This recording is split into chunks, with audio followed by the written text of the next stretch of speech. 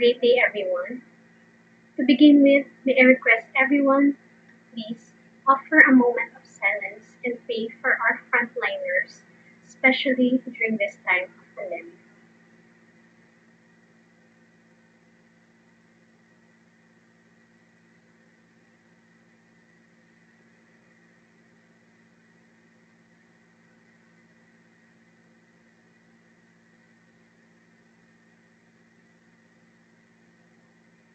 Thank you so much, everyone. Once again, good afternoon. To begin with, may I introduce myself to you? I'm Mrs. Tracy M. Salcedo, your teacher in 21st century literature from the Philippines and the world. To start our lesson, I have one question. What do you think is the meaning of literature? Most likely, when we hear the word literature, we tend to think of books, writings, poetry, etc. But do we really know the meaning of literature? Can we consider literature as an art form? Let us find out. So literature is any body of written works. Most restrictively, literature writing is considered to be an art form because it is a combination of artistic as well as intellectual value, often through deploying language in ways that differ from ordinary usage. So when we are talking about literature, it, it is derived from the word litera, which means letter or handwriting. Literature can be classified according to whether it is fiction or non-fiction and whether it is poetry or prose. It can be further distinguished according to major forms such as novels, short story, or drama. And works are often categorized according to historical periods or their adherence to certain aesthetic features or expectations. It is called genre.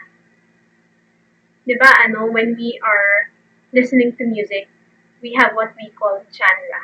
No? Pag tinatanong natin yung mga friends natin, "Hoy, ano yung pinapakinggan mo? Anong genre yan?" Same as literature, we have what we call genre. It is also categorized. It depends on the genre of that literary piece. Okay? So, before we proceed, I have here several photos that I want you to just analyze. Analyze what is the purpose of these photos. The first one is this photo. Are you familiar with this photo? I'm not so familiar also with this photo. Para siyang, kung titignan nyo, parang telephone or kasi may cord siyang paganon. Let us see. Okay. So this is Yuki's first mobile phone. It weighed 11 pounds. Just imagine, no? Yung telephone na ginagamit mo, ang bigat-bigat. Next. This is the evolution of phone. Diba, we started with a huge one up to the touch screen na lang. Next. Are you familiar with this one? This is called floppy disk or disk. Nakakapag-save lang siya ng 114 MB. Just imagine, no? Hindi ka pwedeng mag-save ng malaking file. Hindi ka makapag-save ng movie. Okay? Ayan. I'm your father, sabi niya. Tapos sabi ni USB or ni, what do you call that? USB. No! Ayaw niya. Kasi si floppy disk ang nauna kesa kay USB. Are you familiar with this one? Okay. Ano kaya ito? This is the world's first ever camera. Okay? Do you imagine, no? Ang laki-laki ng camera natin nung unang panahon. The fun fact, paano kaya nila napicturan yung first or world's first ever camera. Diba? That's the weird thing. Okay, so this is the modern camera. No? It's a GoPro, an action cam na pwede siya sa tubig at kung saan. So, question. What did you notice about those pictures?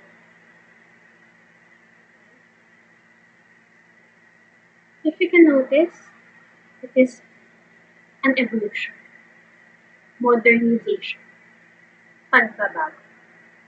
See, as in literature, we have the evolution of literary pieces or evolution of literature.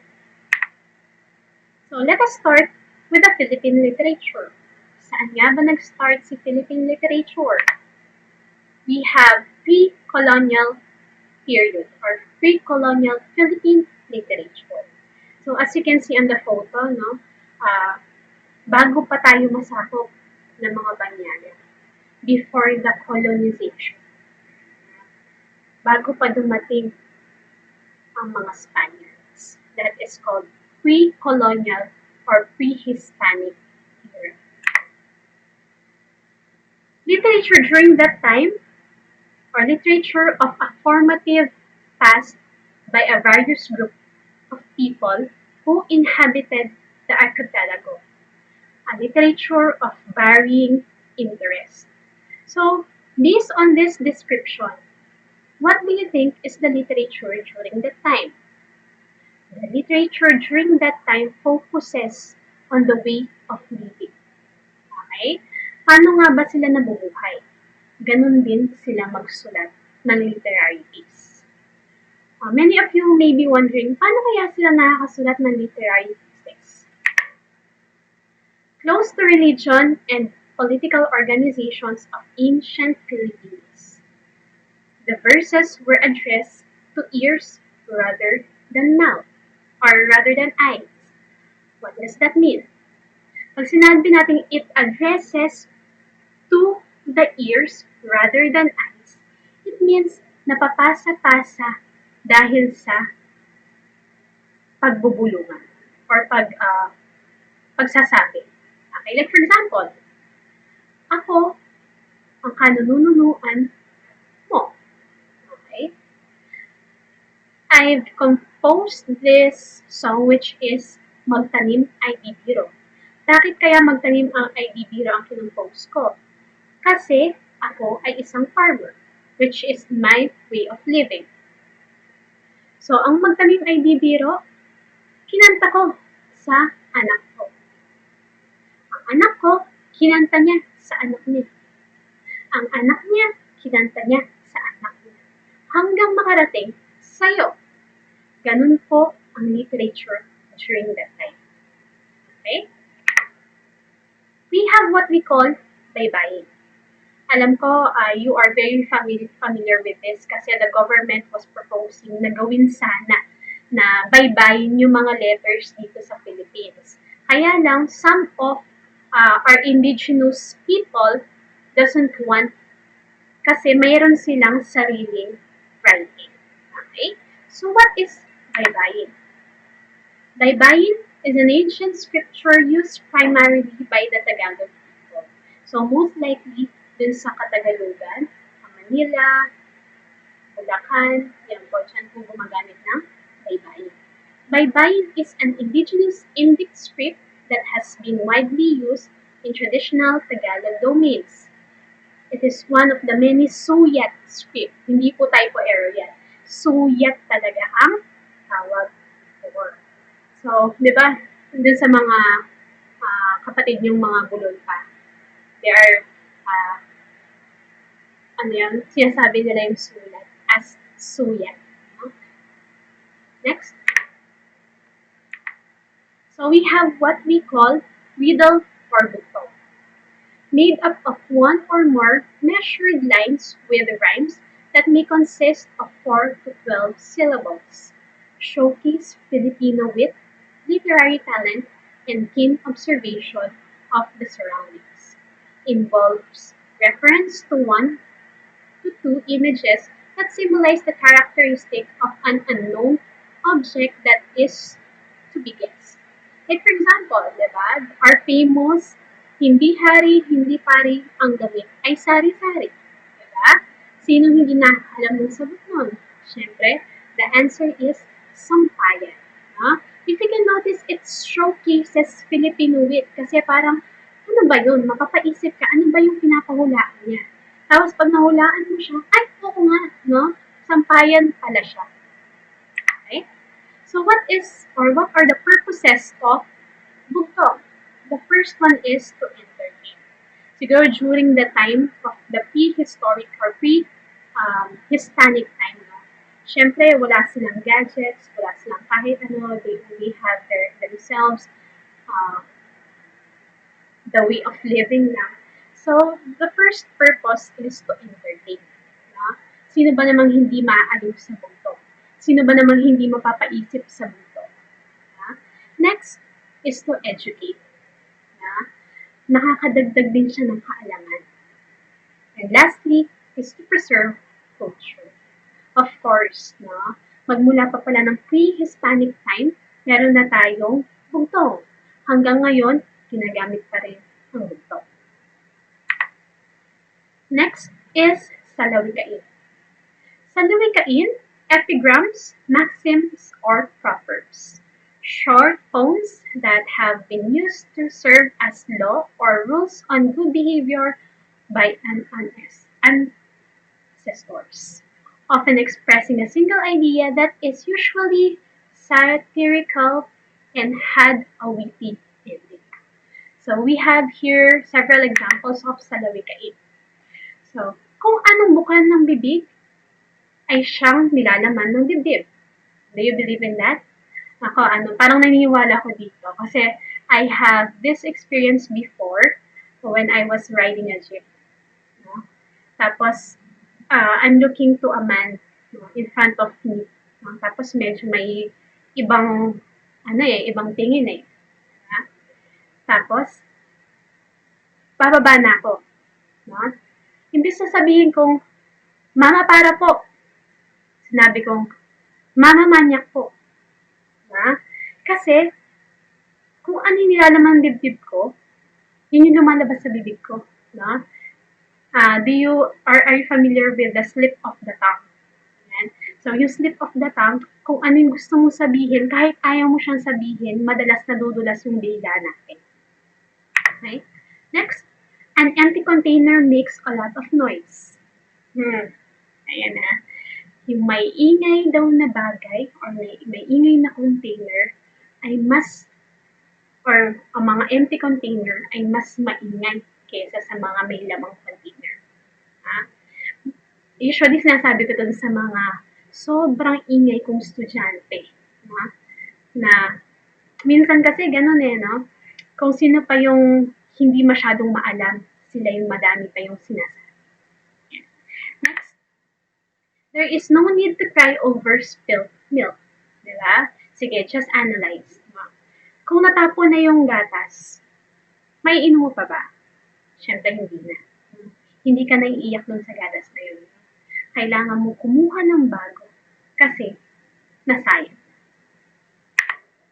Next, bulong or chants. Used in witchcraft or enchantment. So, ayan, di ba, pag nagtatapon tayo ng basura, pag umiihi tayo kung saan-saan, di ba, lagi natin sinasabi, tabi-tabi po, ingkong, may kiraan lamang po, makikiihi lamang po. Next, kasabihan or saying. Baka kasi isipin nyo, iba tong kasabihan na to, pero during the pre-Hispanic times, ganito siya. Used in teasing or comment on a person's accusation. So, ganito lang siya. Example, nag-almusal mag-isa, kaning lamig tinapa, nahulog ang kutsara, ikaw na sana, Sinta. So, kung i-analyze mo siya, if we were to compare it to the modern literature, it is most likely parang banat. Next is tanaga. Okay? A quatrain with 7 syllables, each with same rhyme at the end of each line. Wala po siyang title. Yung mga syllables niya is composed of 7, 7, 7, 7, A, A, B, B. So, meaning, 7 yung syllables niya per line. Tapos yung ending niya kailangan ay AABB. Ano ba yung example niya? So I have here an example. Siguro si writer binigyan na lang niya ng title, pero most likely ang Tanaga dapat walang title. Ayan. Kabibe ni Ildefonso Santos. Ayan. Kabibe, ano ka ba? Kabibe, ano ka ba? 7. May perlas, maganda ka. May perlas, maganda ka. Kung ididiit sa tainga, kung ididiit sa tainga, kung idiit sa tainga, nagbubuntong hininga. Nagbubuntong hininga. Kung mapapansin nyo, 7, 7, 7, 7 per lines. Tapos ano ba yung AABB na sinasabi ko? Pansinin nyo yung ending ng each lines. Ka, ba, ka, nga, nga. Okay? Next, we have what we call ambahan. Okay? Literary product or poetic expression of the Southern Mangyans of Mindoro. Although there are about 7 different ethnic groups living in Mindoro, collectively called Mangyans, these groups are quite distinctive from each other as to language, customs, and way of living.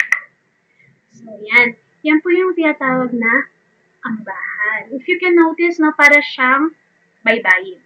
No? Ancient Indic scripture din siya.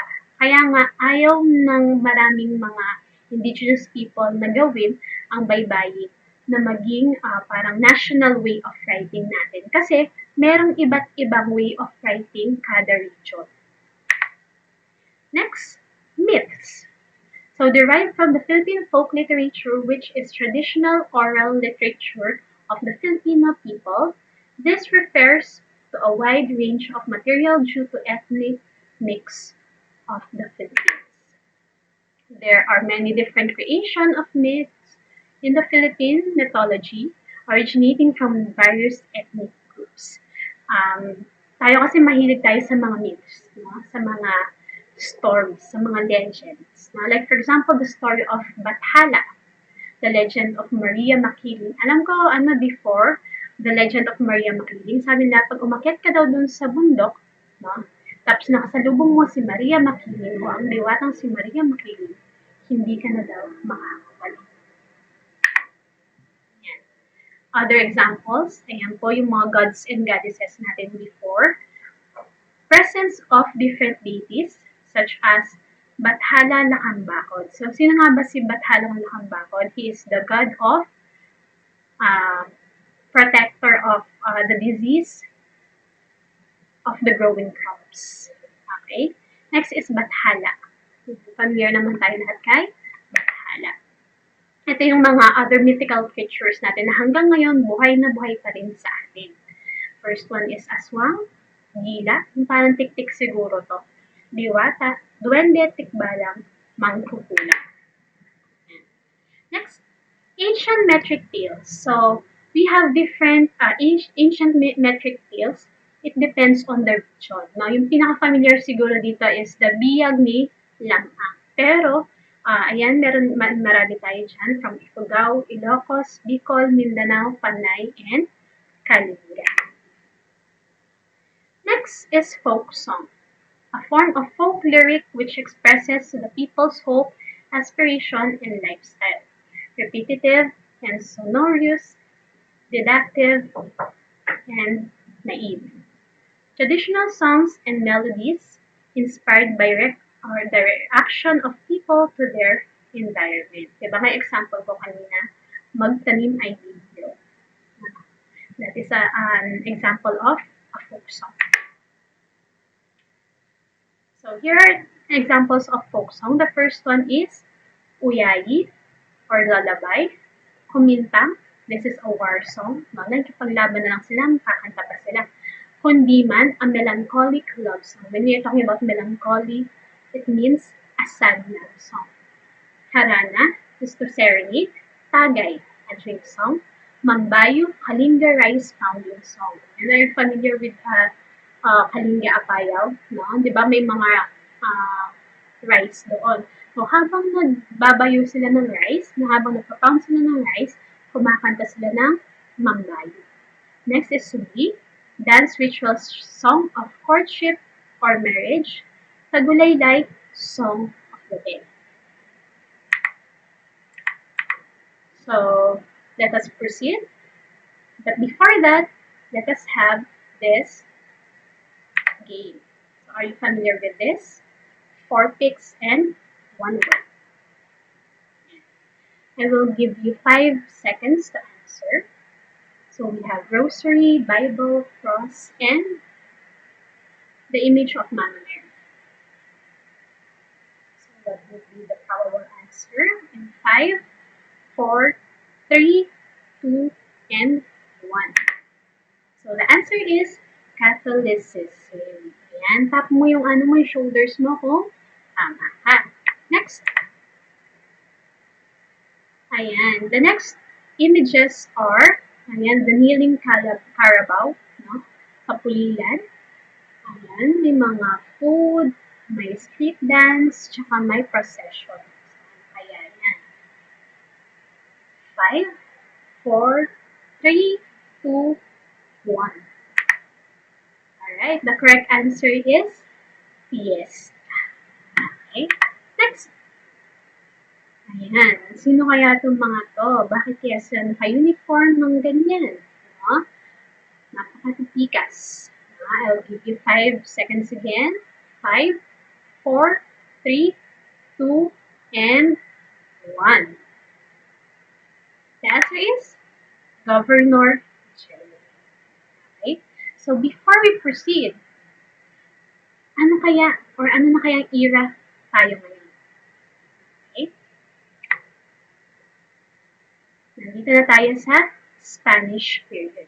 Kung mapapansin nyo, para tayo nagta-time travel. If you can notice the photos, nandyan or nandyan yung Catholicism, which is the main contribution of the Spaniards to the Philippines. Yan. During the time of Spanish era, nandyan si Miguel Lopez de Legazpi.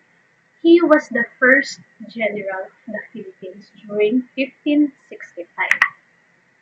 These are the Spanish influences on the Philippine literature. The first one is Alibata. Marami nako-confuse pa rin hanggang ngayon. Ma'am, ano po bang pinagkaiba ng Alibata and Baybay? So when we are talking about the Alibata, it is more on the sounds. It is not the way of writing. Yun yung parang alphabet. Next is the Christian doctrine, Doctrina Christiana, in Spanish. Third one is Spanish language became the literary language during this time. Bakit kaya? Sige, mag-flashback muna tayo. Nung dumating ang mga Espanyol sa Pilipinas, hindi naman sila naintindihan ng mga Pilipino. Anong ginawa ng mga Espanyol? Tinuro ang Spanish language para maintindihan nila ang mga Pilipino. Next, European legends and traditions, like fiestas, mga kung ano-ano na pamana sa atin ng mga Espanyol. And lastly is the religious tone, which is the main and the most influential na nabigay sa atin ng mga Spaniards. These are the first books sa Philippines. Inintroduce na nila sa atin yung mga books nila. The Doctrina Christiana, which is the Christian doctrine. It is all about God. It is all about Jesus. Same as Nuestra Señora del Rosario, Libro de los Cuatro Post Primarias de Hombre, ang Barlaan at Josephat, the Passion, Urbana at Felisa, and the Psalm of Mary. If you can notice, these are all about Christ. Kung ano yung gusto nilang i-influence sa atin, pinakilala nila. Bakit? Para makuha ng mga Espanyol ang loob ng mga Pilipino. inintroduce nila ang Catholicism. So during that time, they have what we call folk song. May folk song before dumating sila, meron din folk song nung nandiyan na sila. So anong difference ng folk song before and folk song during the time of Spaniards?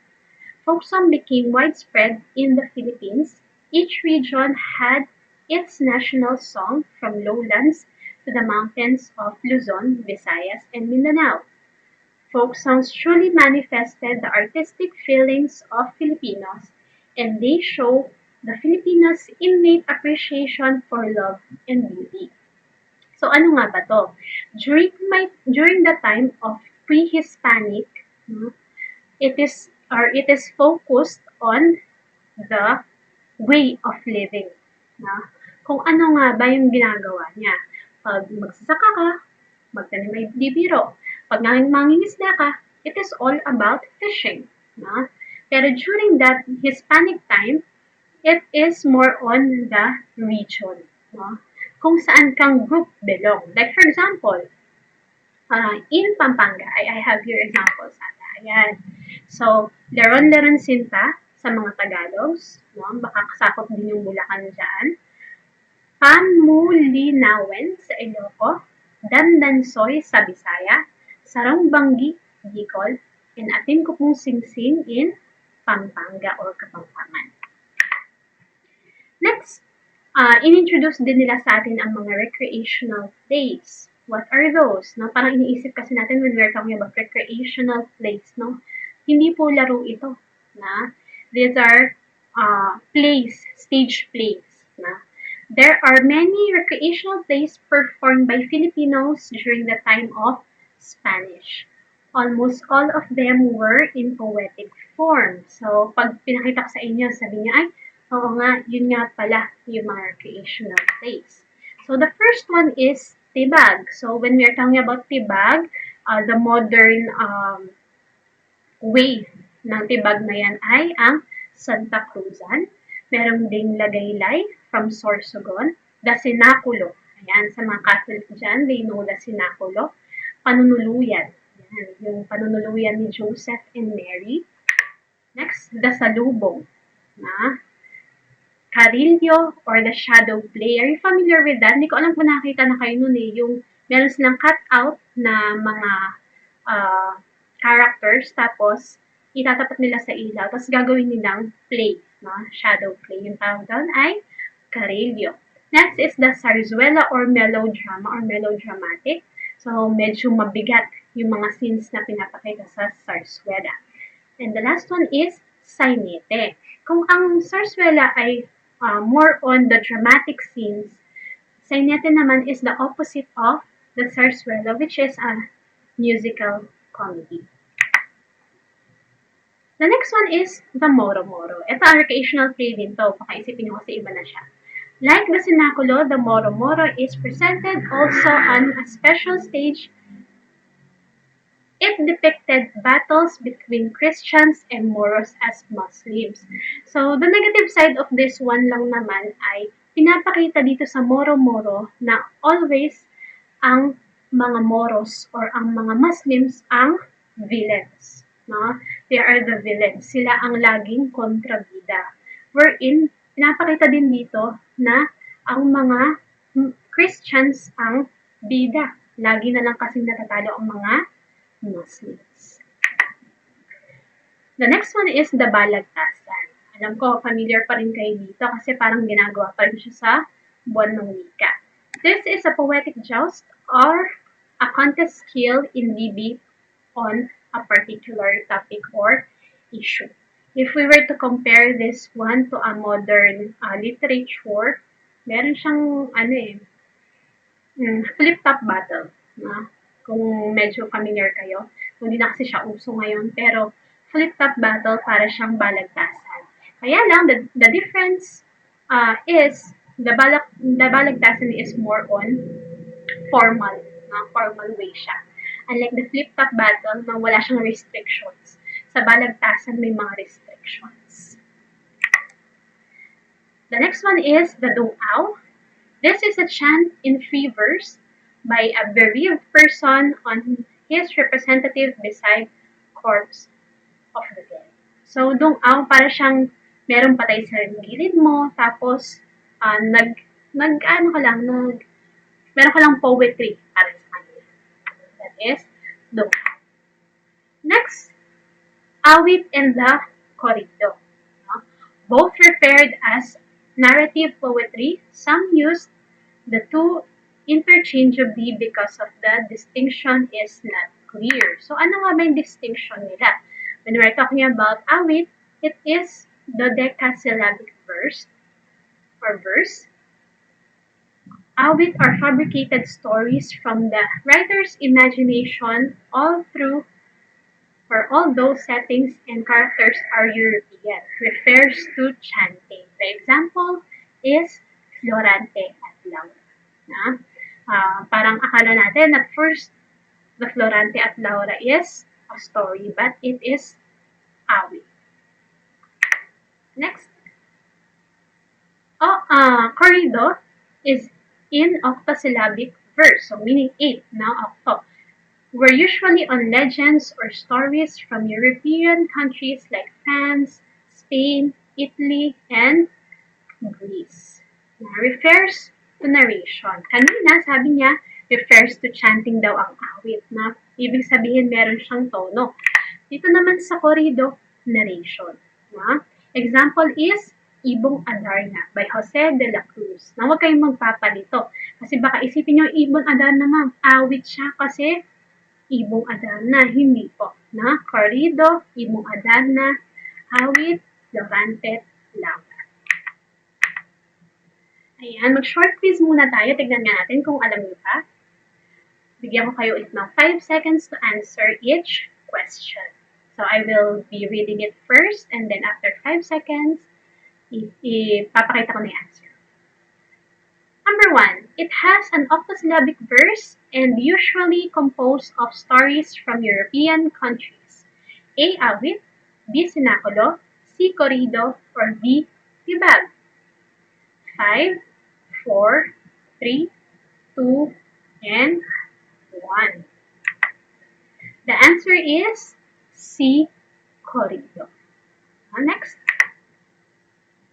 It is a recreational play that portrays a battle between Catholics and Muslims. A. Balagtasan, B. Sinakulo, C. Moro-Moro, or D. Salubo. 5, 4, 3, 2, 1. The answer is Moro-Moro. Next. He is the first Governor General.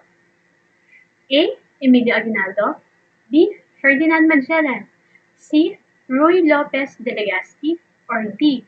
Miguel Lopez de Legazpi.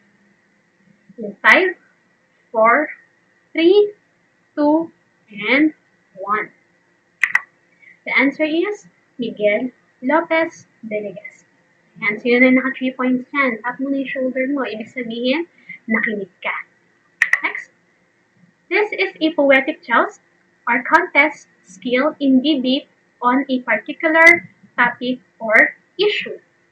A. Awit, B. Balagtasan, C. Corrido, or D. Dung-aw. 5, 4, 3, 2, and 1. The answer is B. Balagtasan. Last but not the least, the most influential characteristic that Spaniard contributed in the Philippines. Ayun, paulit-ulit ako kanina dyan. A. Being religious. B. Celebration of fiestas. C. Politics. Or D. Spanish surname. In 5, 4, 3, 2, and 1. Ayan, the answer is being religious. Who got 5? Ayan. So, tap na lang natin ng 5 beses. Ibig sabihin, very good. Next. Period of Enlightenment. Ayan. So, after the Spanish colonization, though nandito pa rin yung mga Spaniards during this time, we have what we call the period of enlightenment. During the 19th centuries, we have what we call the Ilustrados. No? When we are talking about the Ilustrados, those are the Filipino people who made it, no? Who educate themselves in Europe. No? These are the several examples of our Ilustrados before. Of course, the first one is Jose Rizal. No? With his famous Non me tangere, El filibusterismo, and Mi ultimo adios. Ano nga ba yung translation ng Mi ultimo adios? The land that I love, farewell. Ah. Next is Marcelo H. Del Pilar. He wrote the Pag-ibig sa Tinubuang Lupa. Next one is Daciano Lopez Haina, the great orator, propagandist. If you can notice, no, lahat sila, no, writer. Ano nga ba yung mga linalaman ng mga writings nila? It is more on the country, no, love for the country. Paano nga ba tayo inalipusta ng mga Spaniards during that time? Okay? Next, American period. Filipino writers went into all forms of literature like news, reporting, poetry, stories, plays, essays, and novels. Their writings clearly depicted love for the country and their longing for independence. Kasi during this time na sinuko na ng Spaniards ang Pilipinas. Kasi nagkaroon ng war between the America and the Spaniards. Tapos natalo ang mga Spaniards. Sabi, o sige, ibigay ko na lang sa inyo ang Pilipinas. Wherein hindi naman talaga sa kanila. So tinanggap ito ng mga Americans at pumunta ang Americans sa Pilipinas. No? Sila ang sumakop sa Pilipinas. Pero hindi nila sinabing sasakupin nila ang Pilipinas.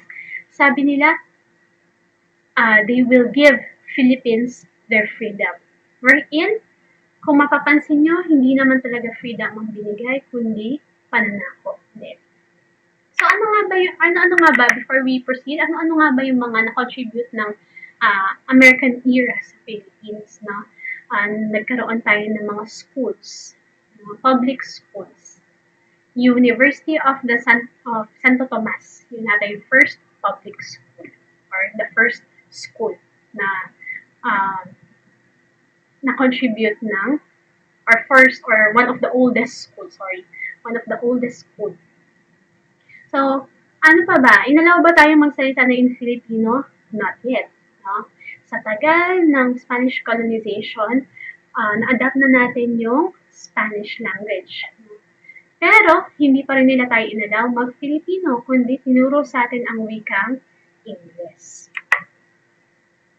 So we have here the famous writer, Jose Garcia Villa. If you're familiar with him, he is a national, what do you call that? National artist, national artist in literature. So he is also known as the comma poet, no? C-O-M-M-O or M-M-A, comma poet. Now, if you can notice, this is an example of his poetry. The title is Seven Poems. No? Nakalagay dyan, Tiger, Till I Burn with their pure and range. Kung babasahin mo siya with the proper pronunciation, with the proper usage of with the comma, ganun siya basahin. Pero since style of writing niya to, pwede mo din siyang basahin as Tiger till I burn with their pure and range, then was I wrathful and most gentle most, dark and yet most lit in me, and I there grew springing vision. Kung titignan mo parang ang hirap niyang basahin. Pero that is his way of writing. Next is the Japanese occupation. Ayan, kung familiar kayo dyan, that is the Death March, no? During the time of the World War II.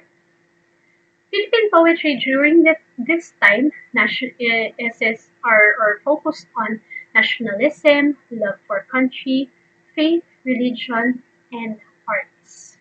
Ayan. Yung first na contribute nila sa atin ay the haiku. It is like a tanaga. Na? Tanaga and haiku are almost the same. Ano nga ba difference nila? Si haiku is composed of 575. 5 syllable, first line, second line is 7 syllables, and third line composed of 5 syllables. I have here an example of a haiku. Butterflies are cool. Butterflies are cool. 5. In the big huge green forest. In the big huge green forest. They fly up so high. They fly up so high. So that is an example of haiku. Next is tanaga, yung na-discuss natin kanina during the pre-Hispanic period. It's same as the tanaga during the Japanese era. And the last one is the usual form. Ano lang, malayang pagsusulat, malayang paglikha ng poetry. Next one is the period of activism, wherein nandiyan na yung literary revolution. No? The youth demanded change in the government. The literary works are more on criticizing the government. Ano nga bang nangyayari sa gobyerno? No? Tama pa ba ang nangyayari sa gobyerno? No? Inallow na tayo during this time na tumuligsa sa government. Next is the period of new society, the Carlos Palanca Awards. It was established during September 21, 1972. Kung mapapansin niyo yung mga national artists in literature natin, most of them na nakakuha na nitong Carlos Palanca Awards. Actually, during this time, ano na siya, tawag na ay Carlos Palanca Memorial Awards. Tungkol saan ba yung mga poems or poetries during this time? It talks about native culture, customs, and surrounding. So, kung napapansin nyo, medyo nagiging light na yung way of writing during this time. Next one is the period of Third Republic. Filipino songs about grief, poverty, aspiration for freedom, love for God and country, and fellowship. No? Mga songs na to. No? Tungkol sa parang gusto na nating ng kalayaan. Sabik na tayo sa kalayaan. Next one is the post-EDSA revolution. New Filipino songs, speeches, and newspapers. During this time, parang this is the period of hope. No? Feeling natin okay na tayo. Feeling natin na doon na tayo sa period na meron ng freedom yung Philippines. No? These are the examples of newspapers during this time. The Inquirer, which is hanggang ngayon existing pa rin siya. Malaya, and the People's Journal. And lastly, of course, the 21st century or the modern era. No? This will be discussed on the next module.